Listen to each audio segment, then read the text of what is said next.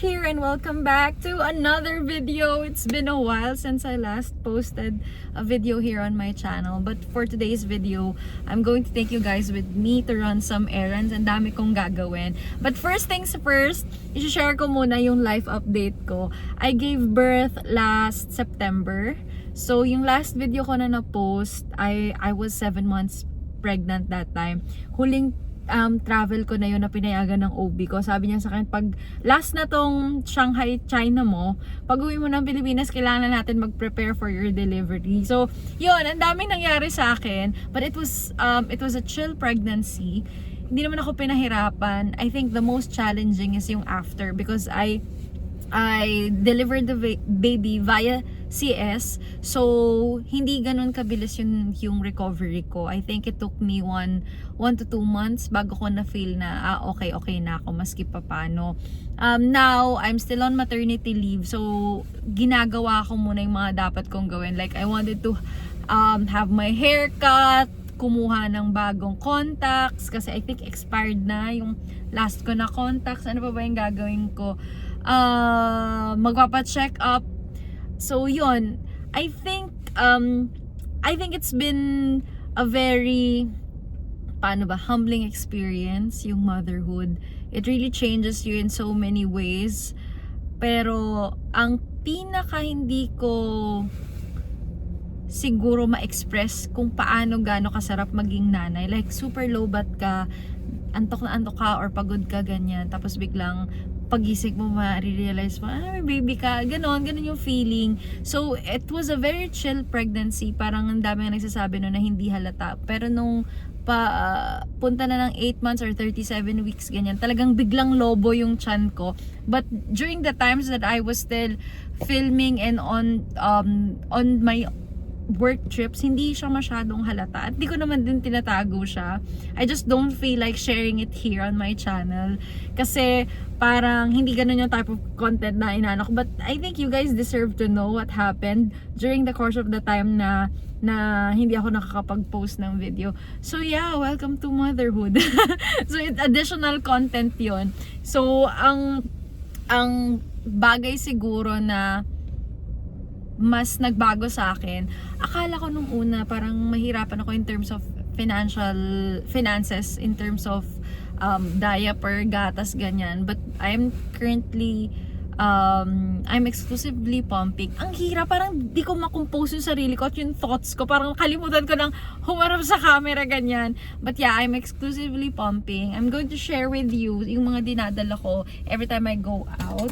Wait, I'll share that with you.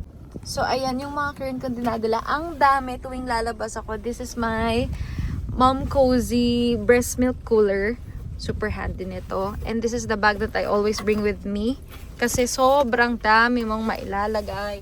Lahat na ng buong bahay ko nandyan. Ayan siya. I'll share that. And then, etong, nandito yung mga pumping kits ka dyan. I'll share that. Hold on. Pakita ko saglit yung mga dinadala ko. So, eto, as mentioned, yung breast milk cooler ko. And then, ito iiwan ko dito kasi magpapump ako later. I always bring with me my binder kasi nga C-section ako. And then, my Horigen. This is the hospital. This is the cheapest hospital grade pump. And then, ito yung machine niya. I'm using the Horigen Wondermore. Ayan.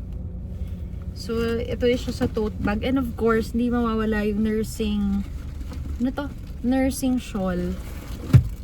Yeah. So, I like bringing this with me every time I go out para at least, ang tawag ko kasi dito, may pasalubong ako sa baby ko pag pauwi. I'm turning 30 years old next week. This is my birth month. Tapos, alam mo yung feeling na naihabol ko kasi gusto ko talagang maihabol na magkaroon ako ng baby before I turn 30. So, imagine I am in law school nung nagbubuntis ako at ang tapang kong mag full load. Sinasabi ng partner ko, wag ka na mag full load kasi nga baka mahirapan ka. Sabi ko, hindi, kaya yan, ganyan. Grabe. Towards 3rd or 4th month, doon na ang hirap kasi bumibigat na rin yung katawan mo, yung ganong feeling na hindi ka masyadong sanay with the transition. Kala mo kaya mo pero kinaya ko. But I remember I was rushed to the clinic twice or thrice. Tapos yung final exam ko, di ko malilimutan, sa Civ Pro. Grabe, talaga sumakit talaga yung tiyan ko. Kabadong-kabado ko. Tapos iniisip ko, baka dahil sa exam lang. Or halo-halo na, mixed emotion na. But during that time, hindi ko na naisip kung papaano. I answered all my, kasi it's through Exemplify. Mabilis ako mag-type. Parang, I tried to do it alak way, pero kung ano yung tanong, I would just try to be responsive. Try to make sure na I answer all of the questions during the final examination because that's Civ Pro. Gilagang inaano ko na lang talaga, sabi ko kailangan ma-survive ko to kasi alam mo yung feeling na parang naninigas yung tiyan mo. So yun, it was such a horrible experience for me. Na sobrang dami kong pinagdaanan all throughout, but the whole semester, full load, natapos ko, na-survive ko, wala namang bagsak. Siguro naawa na lang yung mga professors ko kasi lumalaki na rin talaga ako noon. So, sabi ko, wow, it's so amazing. And then I have a lot of work trips nung time na nagbuntis ako. Sobrang daming work trips noon. Sunod-sunod, twice Singapore, and then Dubai, and then Shanghai, China. Grabe, na-survive ko. And there was, at some point, nag-worry ka dun sa kapakanan ng baby mo, no? Pero grabe, na-survive naming dalawa. Super amazing. And at the same time, super blessed na supportive yung both families namin kaya hindi masyadong nahirapan. Pero yun, what else should ito pa pala. Hindi ko pa napakita. Ano ba yun? Habang nagdadaldal ako para mapakita ko kasi I'm going to 6750. Napakahirap ng parking dito. Diyos ko. 6750. Tapos pupunta ako ng Greenbelt 5. Tapos punta ako ng Landmark. Kasi bibili ako ng shoes. Ganun pala yun. Sabi kasi nila, lalaki daw yung paa mo pag nagbuntis ka. In my case naman, walang nagbago talaga sa katawan ko nung nagbuntis ako. Well, I gained weight. I think I gained around 7 to 8 kilos. Kasi syempre, dadagdag mo pa yung weight doon ng baby. Medyo mataba yung baby ko. Tapos, yung mga heels ko, lahat na sila pa-slant na. Hindi naman sila nasira, but because of my weight, lahat na nag-slant. So, I'm getting a new pair of shoes para sa work. So, ito. Ang papakita ko what's inside my mom bag. Ito yung lagi kong dinadala. So, meron ako ditong excuse me. Meron ako ditong fan. Kasi, ito rin dinadala ko pag may check-up yung baby ko. Madalas nainitan siya. So, I always have here my fan. Nag-uulan lately. So, payong alcohol. Alcohol tayo. Alcohol. And then, lotion. This is a pasalubong from my classmate in law school. My wallet. And then, my pouch. Ayan. Tapos, alam nyo, yung pouch na to, grabe, sabi ko, dati hindi ako nagpa-pouch ng mga ganto-gantong anik-anik. I usually just bring concealer and then lip tint. Pero ngayon, meron akong tissue, meron ako ditong wet wipes, meron ako ditong medicine box na maliit. Grabe. Parang gusto mo laging ready ka, ganyan. And then, para ako nasa med. And then, I have here itong meds ko for, ewan ko, kung may mga viewers ba ako ditong mommies na. Pero I always get clogged ducts. I have a lot of milk. I'm very thankful na I can provide milk for my baby. Pero the downside, I always get clogged ducts. I don't latch, I don't nurse my baby. 2 weeks ko lang siyang nilatch kasi nga CS ako. So every time I carry him, hindi madali for me. Parang nasisipa niya yung tiyan ko. It's so uncomfy at masakit pag nagpapalatch. So nasanay na siya sa bottle feeding, and that's how I wanted it to be because I have a very active lifestyle and super demanding ng work ko. So I cannot be with my kid a lot of times every day or kahit pa work from home ako, ayokong masanay siya. Parang naaawa ako na hindi ko mapoprovide yung closeness na yon. Ayokong hanapin niya yung amoy ko, ayokong hanapin niya na mag-nurse siya sa akin or maglalat siya sa boobs ko, ganyan. So I just do pump, and this helps me a lot with my clogged ducts. Pero ayoko na talagang mag-pump. I just want to quit. Just waiting for January, September, October, November, December, January or February, so that I can stop pumping na. Pero ewan ko, kakayanin ko bang hindi mapainumin ng breast milk ko yung baby ko, or ano, I don't know. Pero yeah, that's my update, and of course dadaling ko kayo sa aking errands today. Napakataas naman itong pinagparkan ko. Ewan ko kung may elevator. Sana naman may elevator. But yeah, that's my update. Papagupit ako. I don't know kung saan ako magpapagupit. Kung may bench fix dyan, doon na lang. Pero kung mahaba ang pila, because you know, bigayan ng 13th month pay, so ang dami nagpapaayos ng buhok. I just want to have a trim, kasi hindi naman pwede sa akin, kasi technically, I'm breastfeeding or I'm pumping, so hindi ako yung chemicals. I just want a good trim before I go back to work. So, yun. That's the life update. I'm so happy. I was able to survive pregnancy. Childbirth is such a humbling experience, and at the same time, super scary. Pag minsan inaalala ko what happened, it's so traumatizing. So I won't blame those couples or those women who chose a child-free life, yung ganun. Kasi ako gusto ko talaga mag-anak, gusto ko ng batang aalagaan, paaralin, tuturuan, ganun ako.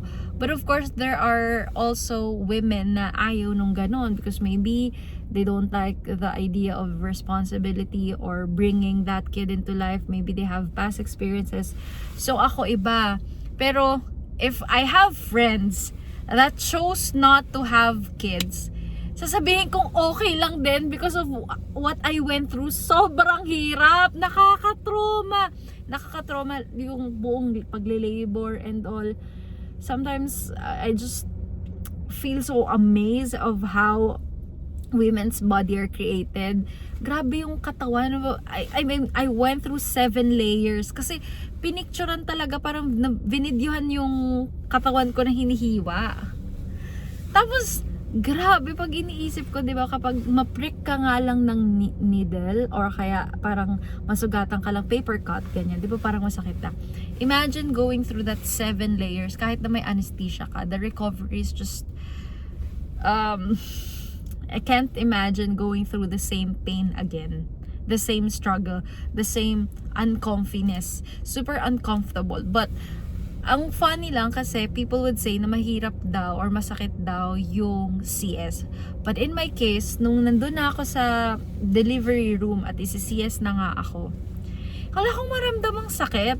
I can't even remember. The hardest is the labor and the weeks leading to your due date. Yun yung pinakamahirap. So, if you're a first-time mom, mahirap talagang matagtag yung bata. So, mahirap bumuka nang mag-fully dilate yung cervix ng babae if they're a first-time mom. So, expected ko na yon. Yung mga weeks leading to your due date, oh my gosh, para na akong penguin. Ang taba-taba ko na, ang laki-laki na ng tiyan ko rin. I couldn't eat. I couldn't process what I'm feeling. Para kang takot na hindi mo maintindihan. Parang anytime, para kang nasa waiting game. And I don't like that feeling of waiting kung anong mangyayari. But I have to go through that. Ang hirap lang kasi, on your due date na. So magle-labor ka na. Tapos hindi mo pa alam if you'll be able to bring out the baby normal. Ang dami mong bagay na isip. Tapos yung after, paano yung postpartum, grabe. I just want that whole phase, yung mga months na yon, gusto ko na siyang i-block sa memory ko. Ayoko na siyang balikan. That's how scary. And malakas ang loob ko. Pero childbirth, it's a no for me. It's a no. I don't wanna go through it again. That's why every time now na nanay na ako, every time I see mga nanay, mga tita ko na nanganak ng 2, 3, 4, 5, yung nanay ko na 2 kami, kasi ako nga lang isa, ayoko na, after nito ayoko na. My partner and I, if there's something na natutuwa ako, kasi nag-agree kami na isa na lang ang anak namin, kasi ayaw na namin yung sa gastos, ayoko ng pagdaanan ulit yung pinagdaanan ko, ay nakakabaliw siya. So yeah, if you want to just be a rich aunt, go for it. I mean, don't stress yourself looking for a partner tapos magbubuntis ka tas ayaw mo naman pala sa bata, kasi mahirap siya. It will really change you. In my case, I would love to have so many kids that I will take care of, na ina-nurture ko, but after this one kid na nailabas ko, ayoko na. So yun, ang hirap niya. Ako okay na ako sa isa. And totoo din na mas madali for women na mas bata, sabi mong early 20s na maganak. That's so true. That's why a lot of people, kung mapapansin nyo, they are having a hard time conceiving.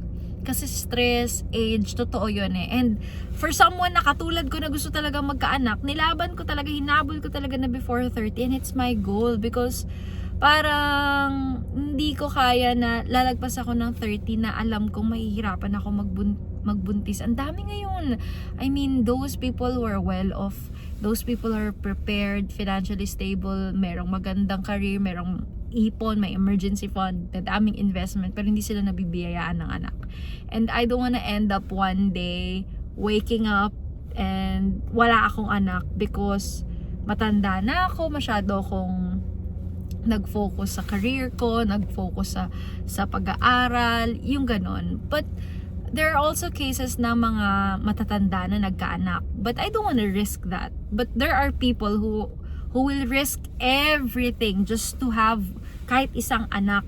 But in my case, hinabol ko siya because I know it's gonna be hard for me to conceive kapag tinapos ko pa yung law school ko. Nagbabattle yun sa utak ko eh.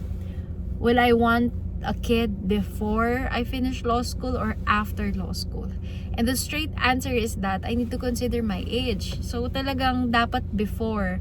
So habang hindi pa ako nasa review or di pa ako gusto ko nang at least ma-experience na meron na akong anak.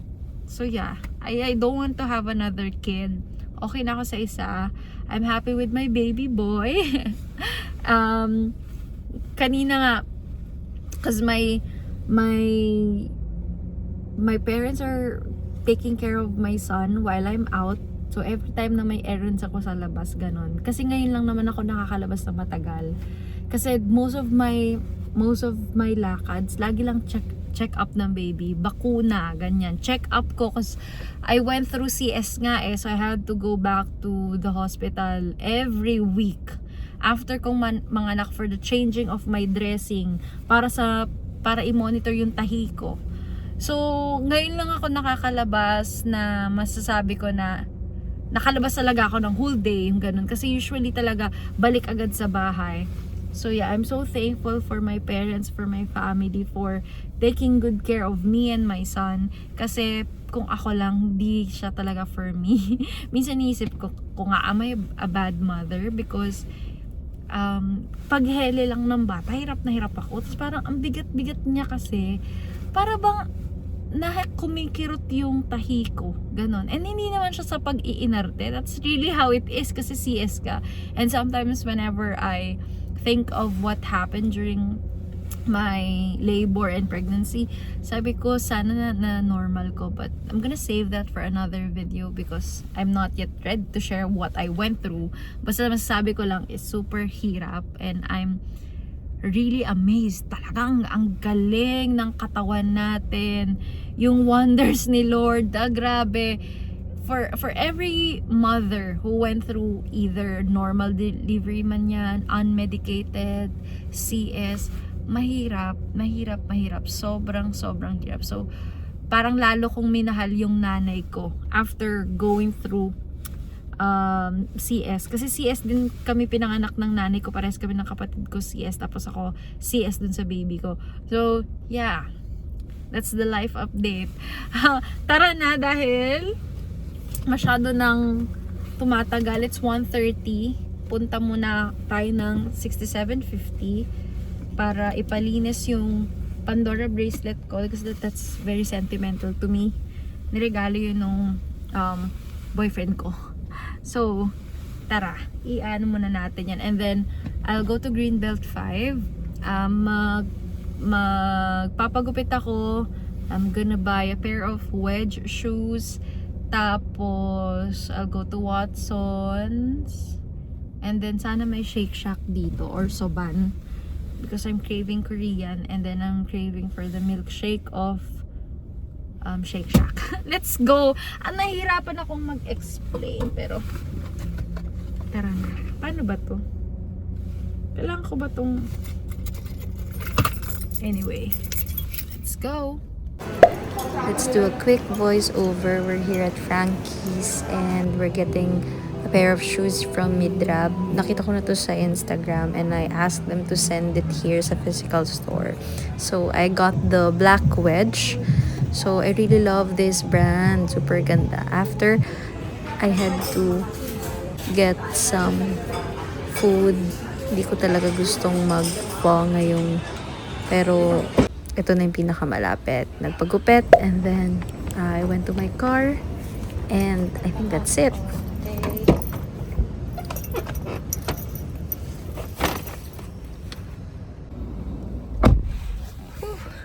We're done. Ay, paano ba to? Ay, nagkamali. Ganyan ba? Ayan. I'm done with my errands. Nakapagpagupit na rin sa wakas. Ang ganda ng pinagpagupitan ko, in fairness. If you can see the before and after. Ang hirap nitong i-maintain yung ganyang good luck sa akin. I'm trying to veer away from rebonding my hair since I am breastfeeding. So, hindi siya nakakabuti sa bata kapag pinayos natin. But there are still some parts here na rebonded dito sa baba. Na konti na lang, malapit na yung matanggal. Para lahat, yung buong buhok ko na talaga natural. Ang ganda niya. I'm so tired. So, we're going home. It's 4 p.m. 4 or 3. Nasa ganyan. Ano bang wala kasi akong watch. Kasi first 4 hours is 60. Oh, diba? See that? Yeah. So, yun. Makaka-uwi na ako before mag-rush hour dahil umuulan din. Wala na akong energy. Antok na ako sobra. So, lahat naman ng nagawa ko. Except going to Mercury or Watson's. Kasi nag-drop by ako sa Mercury. Wala doon yung kailangan kong bilhin. So, I think yun lang naman for this video. Thank you guys for watching the video and for listening for today's update on what's happening in my life. And yeah, sobrang antok ko na, sobrang drain na ako today. Kailangan ko nang umuwi para makasama ko ni anak ko. Thank you guys for watching the video. Bye!